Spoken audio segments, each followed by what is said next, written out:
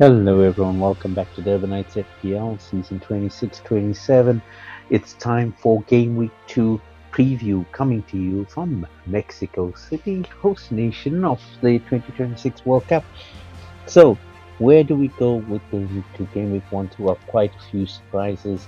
Everyone was looking at the green fixtures and those didn't work out as planned. Let's start with the table though. Right at the top, a familiar face, Robocop, still leading since last season. A well-played bench boost, 63 points, takes it to the top, followed by Balanch, and then after that, Monday FC and Coconut Staran. So, Peter Mansberg represent. Then, as we go down, 14 teams in the league this year with a new joiner as well, the young Mohammed Yassin Bean, Uncle Bob FC coming in at 5, not too bad. Let's see what will happen in this second week. Now, looking at our player selections, a few staples as well. Erling Haaland in 77% of the team, Ricardo Calafiori in 71% of the team. Erling Haaland blanking, but Calafiori doing well for the Manchester United. João Pedro in 63% of the teams, really doing well. Brian and Bruno 63% as well, but not doing anything for that Manchester United side against Hull. And Bruno Fernandes 57% also blanking. But there were a few differentiators. Hull City semis a J coming in with the highest points tally for this week. 7%, just one manager having him, and one choosing Mamadou Sangare, who's doing really well for Brentford. Mark Gahey owned by 2 managers, and Cole Palmer by 3 managers, all doing really well, getting into double figures this week. Now, when we look at the hits and misses as well, quite a few hits there.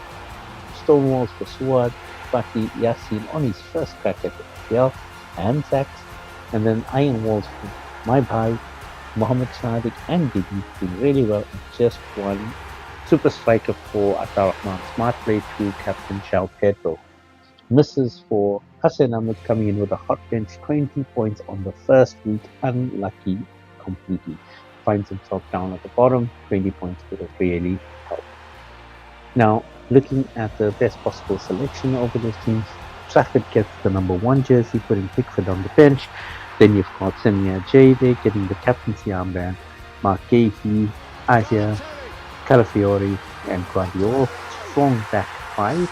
And then in the midfield, Element and J coming in well, Cole Palmer doing really well, Kayo Saka and Mamadou Sangare, and João Pedro leading the line alone. On the bench, Gonzalo Garcia, Real Madrid to Fulham, doing really well in that first game. Brian Brobby blanked, but he was the best of the blanks. And then Dominic Soboslai having to sit on the bench as well with 8 points. That setup would have got you 129 points, 152 if you went the bench boost route, for a total cost of 93.1. So not a bad selection at all to start the Premier League. Looking at the matchups coming up, guys, here's the picks and the misses.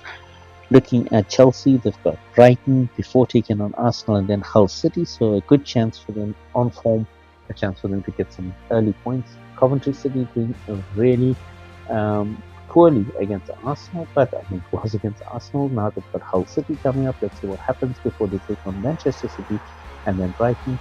Hull City again coming up against Coventry. Not sure whether they'll be able to replicate what they did against Manchester United. And Manchester United and Ipswich, they're going to be desperate to get their campaign rolling. Spurs losing to Brentford as well, now from Newcastle, who didn't look bad at all, narrowly missing to a terrible penalty call against Liverpool, and then Sunderland taking on Fulham. Let's see how that plays out. The ones to avoid, Arsenal do have the match against Aston Villa. Aston Villa did terribly in week 1. They're looking to sell even more players. It's going to be a big mismatch. At this moment in time, though, it's marked as a red, but I think Arsenal should be able to beat it easily before taking on an on-form Chelsea. Then you've got Villa, of course, on poor form. Not sure how they will end up this season. Brighton taking on Chelsea this week.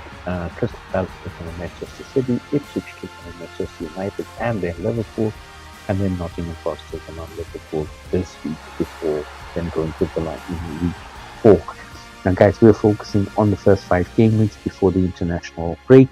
Once that happens, then we'll start looking at fixtures thereafter. Looking at the choices for the backline. Semi Ajay, after having that fantastic performance against Manchester United, is doubtful but should come back 75% chance of playing. No issues with the goalkeepers or any of the other major defenders.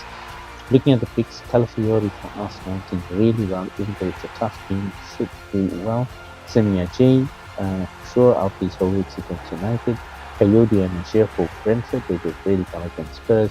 Gahey and Guardiola for Manchester City, still looking rock solid. Ballard for Sunderland and Mukiele for Sunderland, both of whom didn't play in the first game but should have a better run out this time. Looking at the midfield, Tottenham still having a lot of players out. Kudus, Madison and Kulusevski, all of them doubtful. Bruno Guimaraes doubtful for Arsenal. And then Elliot Anderson picking up a knock from Manchester City. So just be aware of those. Mamadou Sangare is definitely one of those DEFCON monsters that will do really well for Brentford. It seems this year. Great start for him as well. Cole Palmer and Morgan Rogers for Chelsea. Definitely good to double up on them.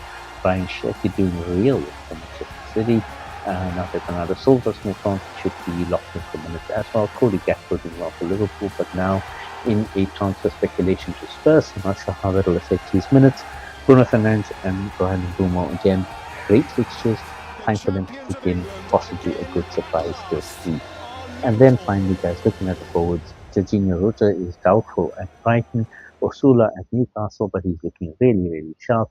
And Ekitike is definitely out for a longer term at Liverpool. In terms of the picks, Erling Haaland, we're hoping that he's going to bounce back this week. Ben Sesko had a few minutes in the first game, maybe will come on and start the second game. And Jabredo is by far the on-form striker, should you want to go there. So it's a fairly quick one this week, guys. A very quiet game week 1, not a lot of injuries as well. Looks like it's pretty set for game week 2. Don't forget to make your changes by Friday. That's when the deadline is. And don't forget to like, subscribe, definitely turn on the notifications so you know when the next videos are coming up. Let us know what you thought about your first game week and when you plan on using your wildcard. Until then, so long for now.